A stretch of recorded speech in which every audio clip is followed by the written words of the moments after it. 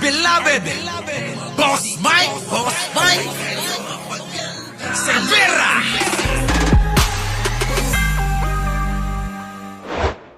Ang Pilipinas, binigyang halaga ni Pangulong Ferdinand Marcos Jr. ang kalusugan ng bawat Pilipino. Isa sa mga konkretong hakbang ang pagbubukas ng Region 1 Medical Center Cancer Institute sa Dagupan. Isa itong modernong pasilidad na handang tumugon sa laban kontra kanser. Lumalakas din ang pananaliksik para sa makabagong teknolohiya sa gamutan. Sa suporta ni Pangulong Marcos Jr., sinisiguro ng pamahalaan na hindi tayo naiiwan sa global innovation sa cancer care. Grabe, no, mga kababayan, ang galing-galing talaga ni Pangulo. Ayaw ng mga DDS ito. Bakit kanyo, mga kababayan, hindi nagawa ni Digunyo? Sa totoo lang, mga kababayan, wala man lang na ipatayo kahit poste ng pagamutan, lalong-lalo na itong sakit na kanser, si Digunyo. Walang naipatayo, mga kababayan, kahit isang poste. Poste nga ng tulay, bumabagsak pa eh. Paano na kaya ito, mga kababayan? Hindi lang ospital, kumpletong kagamitan. Ayos, di ba, mga kababayan? Tuloy! Bahagi ito ng long-term vision ng bagong Pilipinas, progresibong serbisyo para sa lahat. At sa bawat pasyente, bawat medical worker, bawat Pilipinong nangangailangan, isang mensahe lang ang dala ng bagong Pilipinas. Sama-sama tayong magpagaling at magtatagumpay dahil ang kalusugan ng tao ay kalusugan ng bayan. Correct, mga kababayan. Tuloy lang!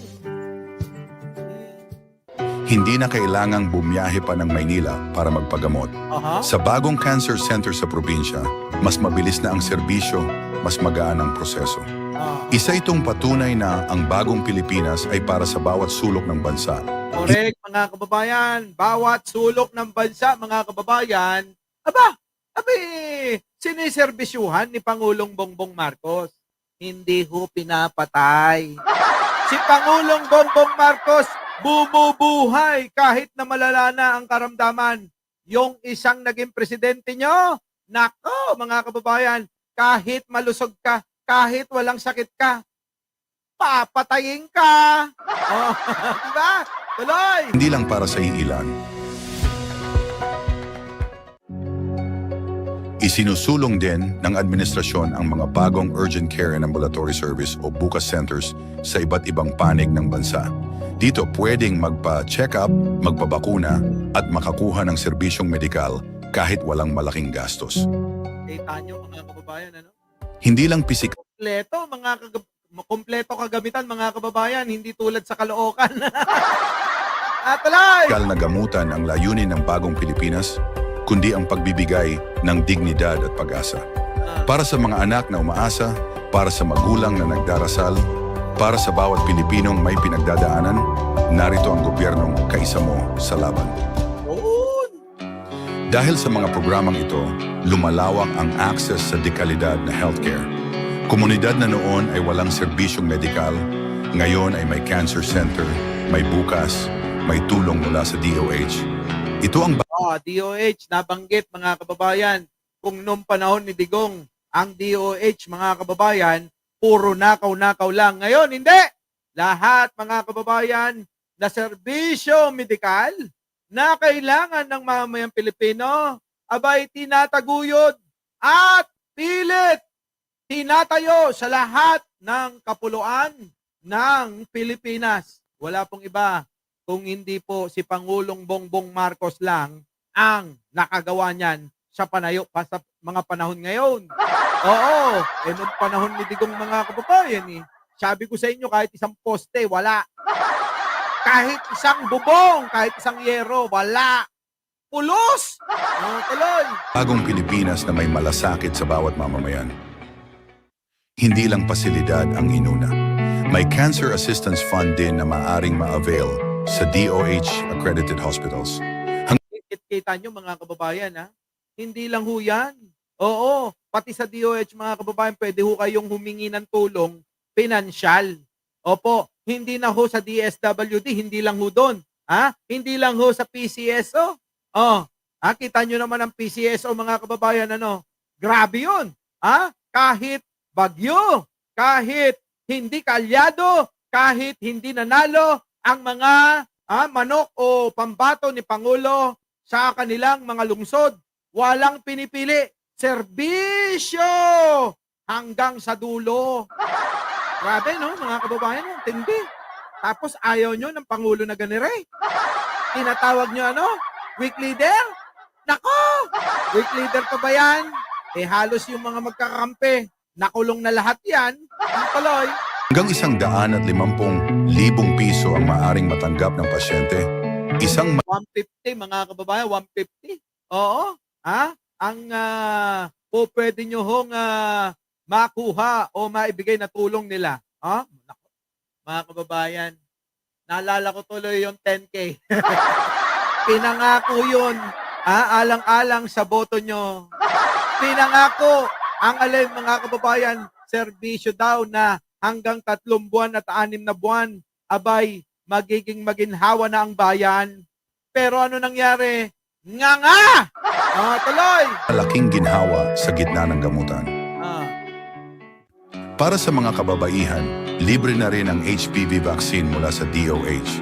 Isang preventive step na suportado ni PBBM para labanan ang cervical at iba pang HPV-related cancers. Sabi, mga kababayan, ako, si Pangulong Bongbong Marcos, sa totoo lang, naaawa na ako sa kanya, pero siya, ngingiti-ngiti lang Kaya ngitian na lang natin yung mga basher niya. Yung mga hater niya ba, mga kababayan, Yung mga hater niya! Oo, ako rin, Sir Mike, naalala ko din. Laking tulong na sana yun sa mahirap. Yun na nga tapos meron pang isang pangako, yung kalyado nila.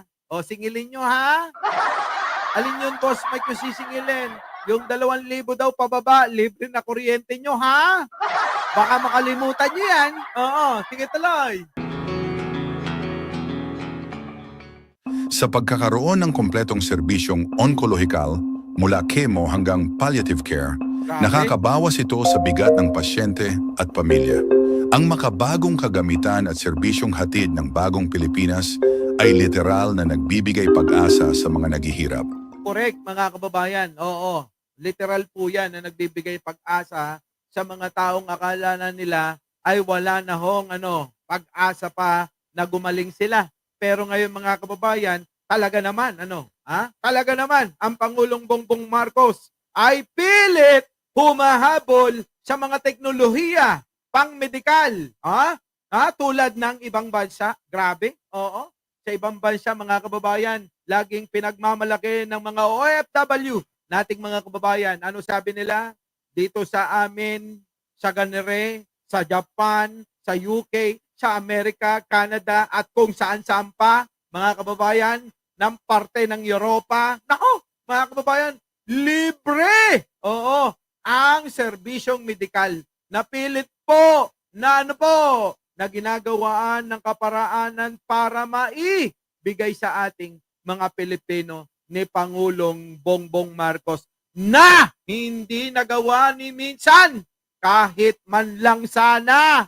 Isang band-aid lang ang naibigay nung nakaraang administrasyon. Imbis na bigyan tayo ng band-aid, meron pang binigay, bala. Bala po yung binigay paano naman nila gagawin yung Boss Mike? Pilit nga nilang kinukurakot yan. Ultimo, mga kababayan, ultimo pagbili ng mga face shield, face mask, at mga gloves nung araw, nung panahon ni Digong.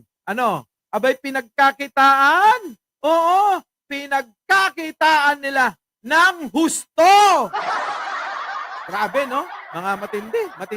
Itong si Pangulo, ulitin ko, si Pangulo ay binibigyan ng pagkakataon, pag-asa, yung mga taong nawalan na ng pag-asa na gumaling pa sila. Pero si Pangulo, anong ginawa? Ito ang handog ko sa inyo. May pag-asa pa dahil meron na tayo na mga proyekto na pang-medikal para sa inyong mga malalalang sakit na hindi po nagagamot basta-basta. kapag kaganyang mga sakit mga kababayan, marami ho, ano po, kapag mayayaman, sa ibang bansa, nagpapagamot yan. Kung inyo pong maalala, yung isang senador na tumakbong senador, ano po, na olets uli, mga kababayan, na vlogger, na doktor pa nga, di po ba yung nagpagamot sa ibang bansa? Bakit ho? Kasi ho, dito sa bansa natin, panahon ni Digong, hindi man lang nakapagpatayo, sabi ko nga, ng kahit isang poste ng ospital tulad ng mga ganyang malalalang karamdaman. Diba? Iba talaga si Pangulo eh. Oh, iyakan na.